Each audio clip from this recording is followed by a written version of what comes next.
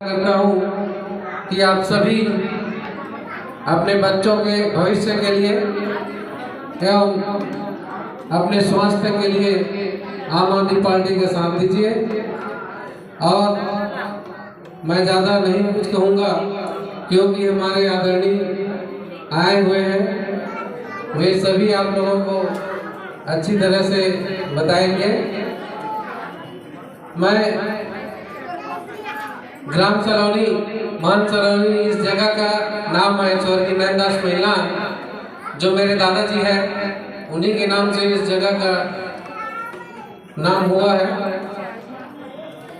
और मैं उस गांव से पंच हूँ और मेरे यहाँ श्रीमती फुलेश्वरी महिला भी पंच है। इस मंच में